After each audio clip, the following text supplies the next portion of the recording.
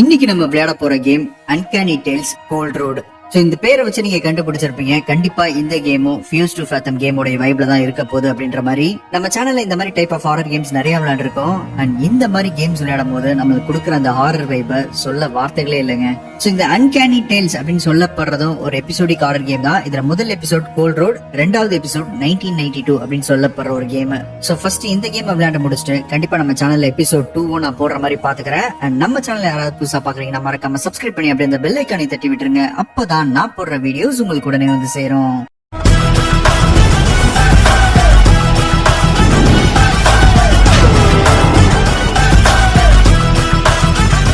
December 2005 அவளுடைய winter holidays கழிக்கிறதுக்காக அவளுடைய parents வீட்டுக்கு திரும்பவும் போறா. அவளுடைய பேரண்ட்ஸ் வீட்டு பாத்தீங்கன்னா நியூயார்க்ல இருக்கு. அவளுடைய மைண்ட்ல இருக்க தாட்லாம் பாத்தீங்கன்னா எப்படியாவது இந்த ஹாலிடேஸ் சூப்பரா என்ஜாய் பண்ணும் அப்படின்றதுதான். பட் போற வழியில பயங்கரமான பனிப்பொழிவு காரணத்தினால வேற வழியே இல்லாம ஹைவேல இருந்து வேற திசையை நோக்கி போக ஆரம்பிச்சா.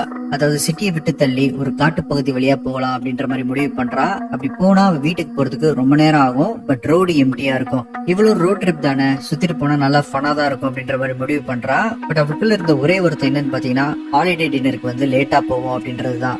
பட் இவளுக்கு இப்ப போக போற ரூட்ல இவளுக்கு காத்துட்டு இருந்த ஆபத்து முன்கூட்டியே தெரிஞ்சிருந்ததுன்னு வைங்களேன். ஹைவேஸ்ல நைட் பூரா டிராபிக்ல நின்று பொறுமையா வீட்டுக்கு வரதே மேல் அப்படின்ற மாதிரி நினைச்சிருந்திருப்பா.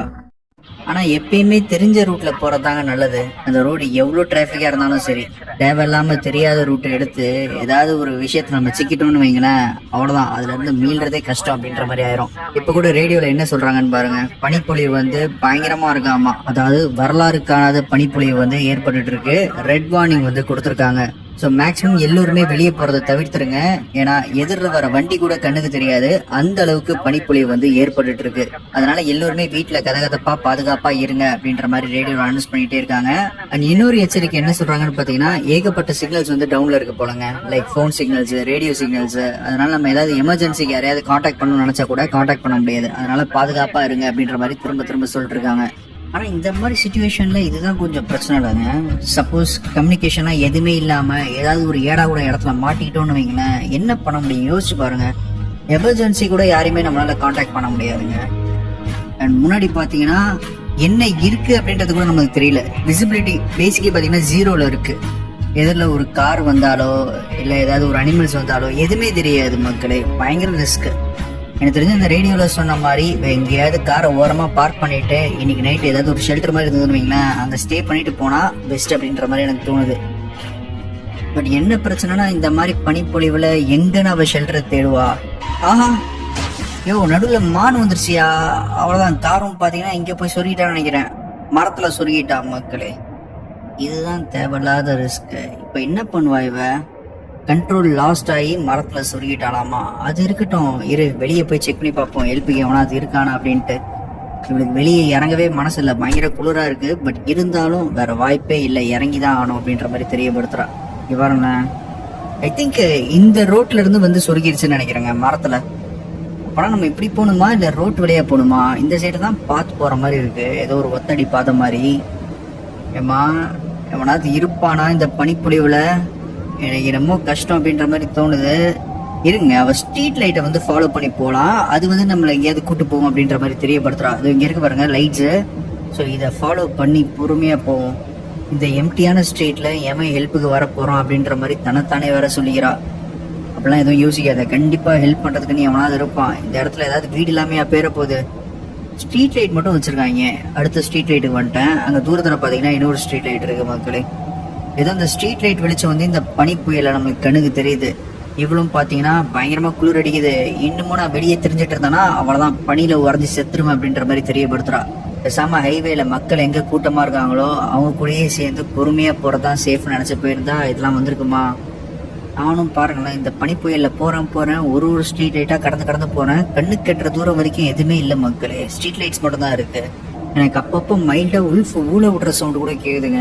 யோசிச்சு பாருங்க, இந்த நேரத்துல உல்ஃப் வந்து கிடைச்சதுன்னு வைங்க, ஒண்ணுமே பண்ண முடியாது நம்மளால. எப்பாடா ஃபைனலி ஏதோ ஒரு வீடு மக்களே.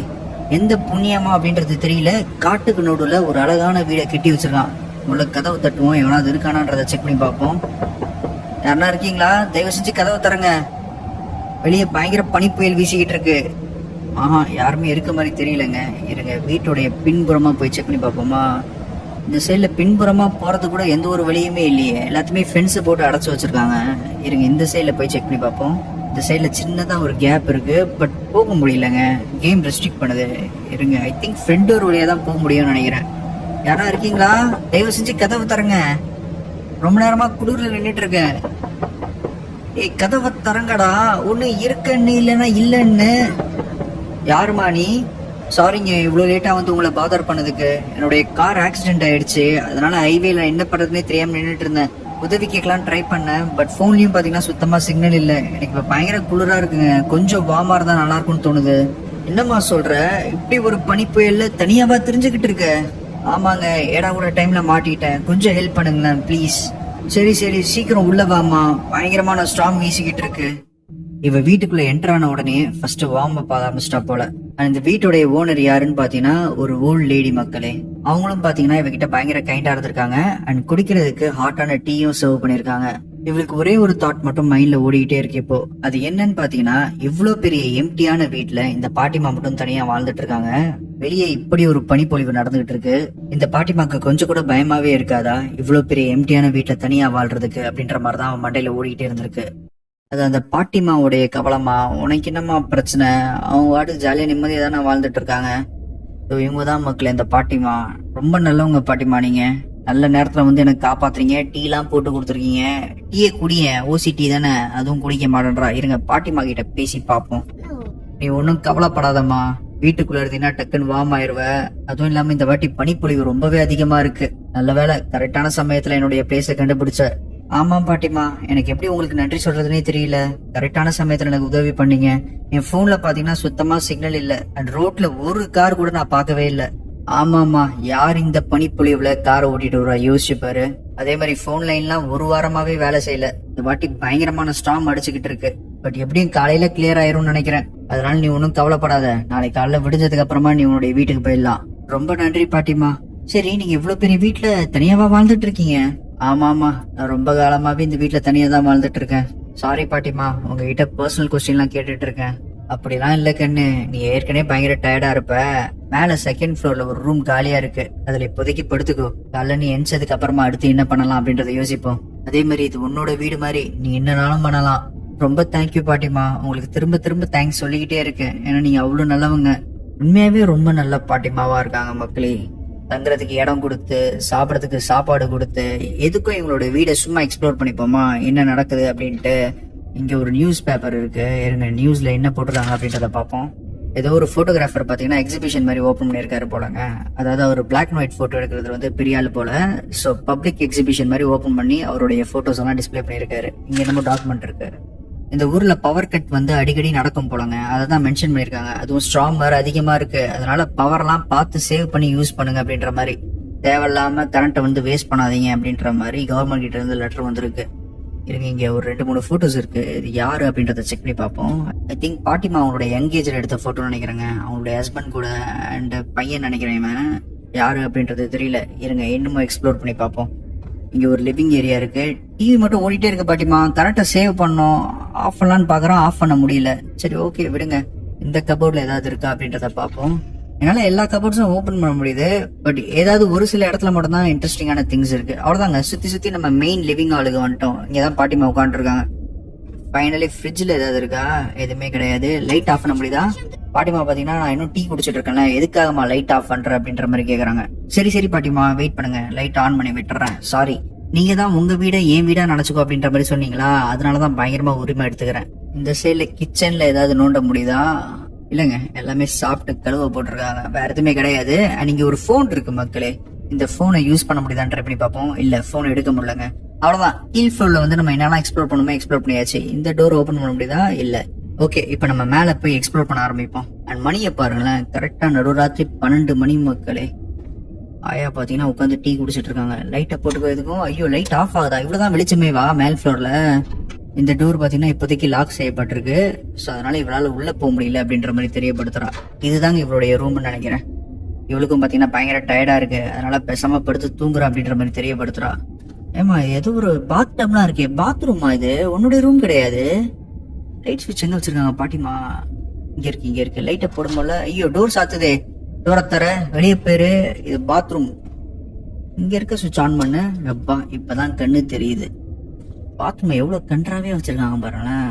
பட் அவங்கள எப்படி குறை சொல்ல முடியும்? அவங்களே ஒத்தையாளா இருக்காங்க, பாவம் வயசானவங்க வேற. ஸ்க்ரீனை ஓப்பன் பண்ண முடியுதான்? இங்க எவனோ ஒருத்தர் நின்றுட்டு இருக்க மாதிரி தெரியல. இங்க பாருங்க மக்களே, வெளியே எவனோ ஸ்ட்ரீட் லைட்ல நின்றுட்டு இருக்காங்க. எவன் அப்படின்றது தெரியல.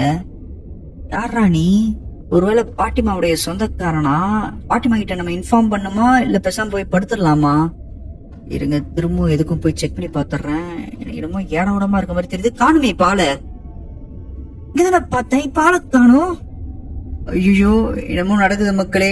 எனக்கு தெரிஞ்சு ஏடா கூட வீட்டுல தங்கிட்டு இருக்கோம்னு நினைக்கிறேன்.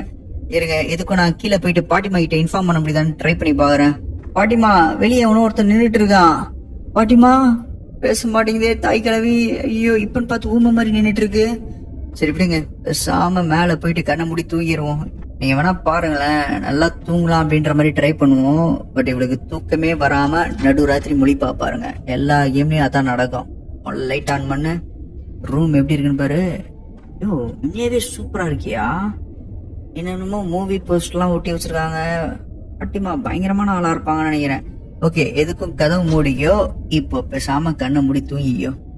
நான் ரூம் எக்ஸ்ப்ளோர் பண்ணணும்னு நினைச்சேன், அதை மறந்துட்டேன் பாருங்க. இப்போ நடுராத்திரி 1:30 மணி. அதான் சொல்ல 1:30 மணிக்கு முடிப்பா அப்படின்ட்டு. நடுராத்திரி சூச்சு வந்துருச்சாமா, அதனால பிளாஷ் லைட்டை எடுத்துட்டு போய் சூச்சு போயிட்டு வந்துடுறேன் அப்படின்ற மாதிரி தெரியப்படுத்துறா. இந்த மாதிரி கேம்லாம் இதாங்க தொல்லை. ஒழுங்கா நிம்மதியா படுத்து தூங்கலாம் ட்ரை பண்ணா கூட தூக்கமே வந்து தொலைக்காது. அதுவும் பாத்தீங்கன்னா ஏடா கூட சமயத்துலதான் இந்த சூச்செல்லாம் வந்து தொலைக்கும். கதவை துற. பாட்டிமா தூங்கிட்டீங்களா? பாட்டிமா தூங்கிருப்பாங்கன்னு நினைக்கிறேன். இப்ப இந்த ரூம் டோர் திறந்திருக்கு பாருங்களேன். அப்பதான் நம்மளால திறக்க முடியல. இதுதான் பாட்டிமாவுடைய ரூம் டோர்னு நினைக்கிறேங்க. இருங்க, உள்ள போய் பாட்டிமா என்னெல்லாம் உடிச்சு வச்சிருக்காங்க அப்படின்றத செக் பண்ணி பார்ப்போம். இது பாட்டிமாவுடைய டைரி போலங்க. பாட்டிமா டைரியில எவனையோ ஒருத்தனை மென்ஷன் பண்ணிருக்காங்க. இவங்களுடைய பையனா யாரு அப்படின்றது தெரியல. அதாவது எப்ப பார்த்தாலும் அவன் எதையோ பார்த்து ஸ்டார் பண்ணிட்டே இருக்கான். அவனுக்குள்ளேயே பெணாத்திக்கிட்டே இருந்திருக்கான். இவங்களும் என்னென்னமோ பண்ணி அவனை சரி பண்ணிடலாம் அப்படின்ற மாதிரி ட்ரை பண்ணிருக்காங்க. பட் எல்லை மீறி போயிருக்கு. அதாவது அவன் செவுத்த ஸ்கிராச் பண்றது அந்த மாதிரிலாம் பண்ண ஆரம்பிச்சிருக்கான். ஸோ வேற வழி இல்லாம ஹாஸ்பிட்டல்ல வந்து அவனை அட்மிட் பண்ணிருக்காங்க. பட் கொஞ்சம் மாதங்களுக்கு அப்புறமா திரும்பவும் யாரோ ஒருத்தன் வந்து டோர்ல நாக் பண்ணிருக்கான். யாருன்னு திறந்து பார்த்துருக்காங்க. அதோட டைரி பாத்தீங்கன்னா எம்டியா இருக்கு. ஸோ மேபி நம்ம வெளியே பார்த்தோமே ஒருத்தன் நின்றுட்டு இருந்தானே, அவன் பாட்டிமாவுடைய பையனா இருப்பானா? இருங்க, இங்க ஒரு போட்டோ இருக்கு. இது யாருடைய போட்டோ? இவன் தான் நினைக்கிறேங்க. இவன் தான் பாட்டிமாவுடைய பையன். ஸோ இவன் தான் பாத்தீங்கன்னா கொஞ்சம் ஏழாவளம் பிடிச்ச மாதிரி இருந்திருக்கான். அதனாலதான் வந்து ஹாஸ்பிட்டல் அட்மிட் பண்ணிருக்காங்க. பட் திரும்ப ஹாஸ்பிட்டல்ல இருந்து வந்துட்டான்னு நினைக்கிறேங்க. இங்க ஒரு கீ இருக்கு, இதை எடுத்து வச்சுப்போமா? அதாவது வீட்டுடைய முன்வாசல் கீயாமா, இதை எடுத்து வச்சுப்போங்க. பட் எடுக்கிறதுக்கு உண்டான ஆப்ஷனே இல்ல பாருங்க. திரும்பவும் கீழே தான் வைக்கிறாள். எடுத்து வச்சுக்கோ ஏமா. அப்பப்போ டோர் வர கிரீக் சவுண்ட் விடுது. ஓகே, அப்ப எடுக்க மாட்டேன்றா. பாட்டிமா இங்க வந்துட்டாங்க. சாரி பாட்டிமா, பாத்ரூம் போலான்னு வந்தேன். உங்க ரூம் கதவை திறந்துருந்ததா, அதான் உள்ள நீங்க இருக்கீங்களான்னு பாத்துட்டு போலான்னு வந்தேன். என்ன கண்ணு இப்படி நடுராத்திரி வந்து என்னைய பயமுத்திரியே? ஒரு நிமிஷம் நடுங்கி போயிட்டேன் நானு. நீ ஒரு ரூம்ல நல்லா தூங்கிட்டு இருப்ப அப்படின்ற மாதிரி நினைச்சேன். சாரி பாட்டிமா, நான் தான் சொன்னல உங்க ரூம் கதவு திறந்துருந்தது, அதான் உள்ள வந்தேன். அப்படி இந்த போட்டோவை பாத்துட்டு இருந்தேனா அப்படியே நின்னுட்டேன் பாட்டிமா. ஆமா, அவன் என்னுடைய பையன்தான். சின்ன வயசுல இருக்கும் போது எடுத்தது. காலங்கள்லாம் எவ்வளவு ஃபாஸ்டா ஓடுதுல. நான் இப்ப சொல்றது உனக்கு புரியாது, நீ பெருசான உடனே உனக்கு புரியும். என்னுடைய மெமரிஸ்ல இப்ப இருக்கிறதுலாம் ஒரு சில போட்டோஸும் ஒரு சில நோட்ஸும் மட்டும்தான். சாரி பாட்டிமா, உங்களை கேட்காம நான் உங்க ரூம்குள்ள வந்துட்டேன். உங்களுடைய பிரைவேட் திங்ஸ்ல எல்லாம் நான் மூக்க நுழைக்கூடாது. அதெல்லாம் ஒண்ணும் இல்ல கண்ணு, நீ ரொம்ப யங்கான பொண்ணுல, அதனாலதான் ரொம்ப கியூரியஸா இருக்கு. சரி, இப்ப போய் படு, நாளைக்கு எதனாலும் காலையில பேசிப்போம். ஓகேங்க, நான் கூட பயங்கரமா டெரர் பண்ணிடுவாங்க அப்படின்ற மாதிரி நினைச்சேன். ஏதோ பெருசா ரியாக்ட் பண்ணல. ஏன் பாட்டிமா முதுகு காமிச்சு நின்று இருக்கீங்க? பேச காட்டுங்க. அதே மாதிரிதானே இருக்கு. நான் கூட திடீர்னு ஏதாவது பேய் மாதிரி மாறிட்டீங்களோன்னு நினைச்சேன். ஓகே, இதுக்கு மேலேயும் நம்ம இந்த வீட்டை எக்ஸ்ப்ளோர் பண்ண தேவையில்ல மக்களே. சாம கதவை சாத்திட்டு படுத்து தூங்குவோம். ஆனா ஒரு விஷயம் நமக்கு கிளியரா புரிஞ்சு போச்சு. இவனுடைய பையன் வந்து இங்கதான் சுத்திக்கிட்டு இருக்கான் அப்படின்றது. அது இவ வந்து மென்ஷன் பண்ணுவான்னு நினைச்சேன். பாட்டிமா கிட்ட எதுவுமே மென்ஷன் பண்ணல. படுத்து தூங்குமா? ஏன் தூங்க மாட்டேன்றா? பெட்ல படுக்கிற ஆப்ஷனே இல்லையேங்க. ஐ திங்க் வேற ஏதாவது பண்ணுமா? இங்க ஏதோ ஒரு நோட் இருக்கு, ஏதோ ஒரு பாட்டு செடி மக்களே. எனக்கு தெரிஞ்சு நம்ம இப்ப இருக்கிறது வந்து இந்த பாட்டிமாவுடைய பையன் ரூம்னு நினைக்கிறேங்க. அதனாலதான் ஏகப்பட்ட ஸ்டப்ஸ் இந்த மாதிரி ஒட்டப்பட்டிருக்கு. இருங்க, இங்க ஒரு இது இருக்கு மக்களே. இது என்னன்றத படிப்போம். Medical report. ஆமா, ஆக்சுவலா டாக்டர் ரிப்போர்ட்ல என்ன போட்டிருக்குன்னு பாத்தீங்கன்னா, இந்த பாட்டிமாவுடைய பையன் வந்து பயங்கரமா ஹாலுசினேட் பண்றான், பயங்கர அக்ரெசிவா இருக்கான், சோ பயங்கர ஆபத்தானவன் அப்படின்ற மாதிரி போட்டிருக்கு மக்களே. அவனுக்கு வந்து உடனே மெடிக்கல் அட்டென்ஷன் வந்து தேவைப்படுது அப்படின்ற மாதிரி போட்டிருக்காங்க. சோ அதனாலதான் பாட்டிமா பாத்தீங்கன்னா ஹாஸ்பிட்டல்ல வேற வழி இல்லாம அட்மிட் பண்ணிருக்காங்க. வேற இதுல ஏதாவது இருக்கா? ஆஹா, எதுவுமே இல்ல ரூம்ல. ஐ திங்க் எனக்கு தெரிஞ்சு இவளை சூச்சு போக வைக்கணும்னு நினைக்கிறேன். அது பண்ணாம நம்ம வாட்டுக்கு வந்துட்டோம் பாருங்க. ஏன்னா இவன் நடுராத்திரி முடிச்சதே அதுக்காக தானே, சூச்சு போகணும்ட்டு. அது போகாம இந்த அம்மா பாத்தீங்கன்னா பாட்டிமா ரூம்ல போயிட்டு இன்னும் எக்ஸ்ப்ளோர் பண்ணிட்டு இருக்கா. அதுவும் முடியும் உள்ள போயிட்டு சூச்சு போ. அதே தாங்க கேம் ஏதோ இன்ஸ்ட்ரக்ட் பண்ணுச்சு, நான் கவனிக்காம விட்டு இருந்திருக்கேன். போய் முடிச்சிட்டியாமா? நல்லா போய்க்கோ.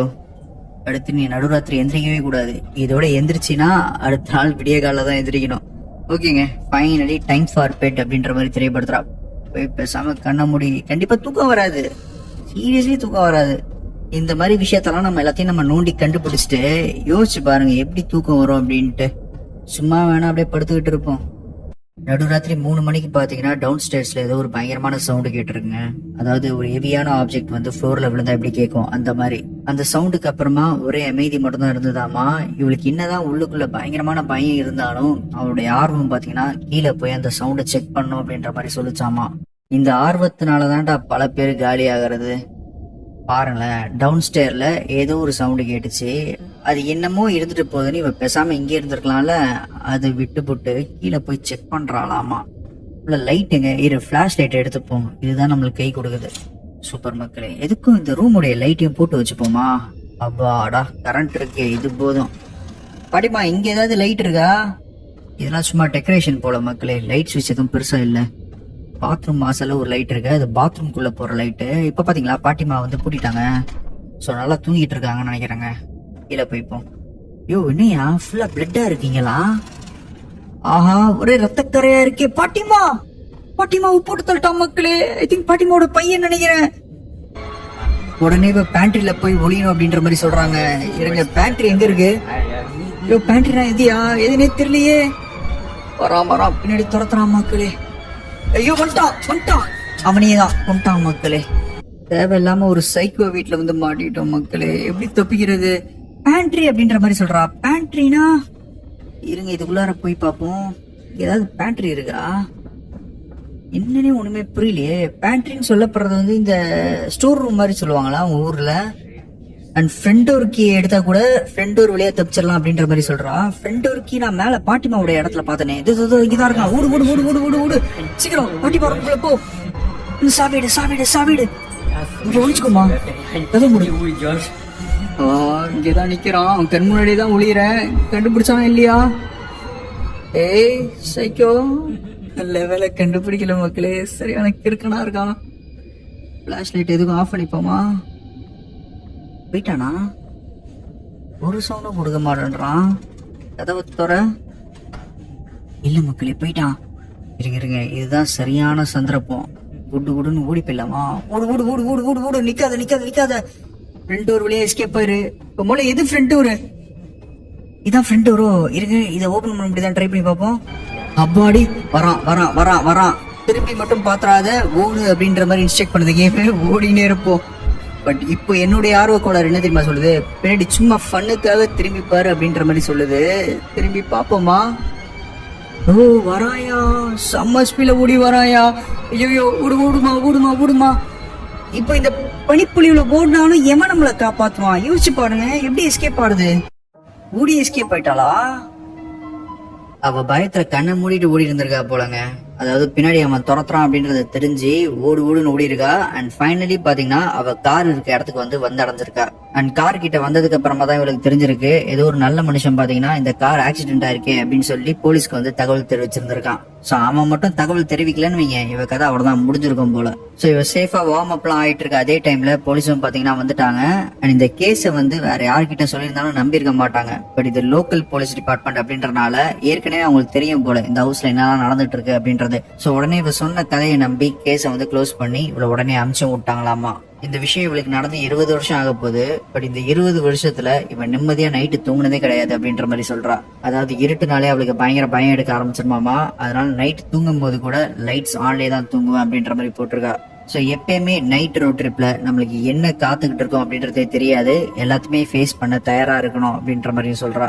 இதுக்கு தான் நான் எல்லா ரோட் ட்ரிப் ஹாரர் கேம்ஸ்லயுமே சொல்றது ஒன்னே ஒண்ணு, நைட் டைம் எதுக்காக ரோட் ட்ரிப் போறீங்க? பகல்ல விடிஞ்சதுக்கு அப்புறமா ஏர்லி மார்னிங் ஆரம்பிக்கலாமே. ஒரு 4 மணிக்கு காலையில விடிய காலையில ஆரம்பிச்சா கூட சேஃபா ஒரு ஈவினிங்குள்ள போய் சேர்ந்துடலாம்ல. பட் ஒரு சிலர் என்ன திரும்ப சொல்லுவாங்க, நைட்டு தான் எனக்கு பீஸு, நைட்டு தான் எனக்கு இயற்கையை ரசிக்கிறதுக்கு சூப்பரா இருக்கும், அது இதுன்னு சொல்லிட்டு போவாங்க. பட் அதுக்கப்புறமா எங்கேயாவது சிக்கி தவிப்பாங்க. ஓகே மக்களே, இந்த கேமுடைய முதல் எபிசோடான கோல்ட் ரோட வந்து நம்ம கம்ப்ளீட் பண்ணியாச்சு. நான் சொல்றத மாதிரி இந்த கேமுடைய இரண்டாவது எபிசோட் 1992 நான் கூடிய சீக்கிரமே போஸ்ட் பண்றேன். சோ இந்த எபிசோட் உங்களுக்கு பிடிச்சிருக்கும் அப்படின்ற மாதிரி நம்புறேன். எப்படி சொல்ற மாதிரி தான், பிடிச்சிருந்தா ஒரு லைக் தட்டி விட்டு அப்படியே நம்ம சேனலுக்கு சப்ஸ்கிரைப் பண்ணிக்கோங்க. மேலும் அடுத்த ஒரு வீடியோவில் சந்திப்போம். டேக் கேர் மக்களே.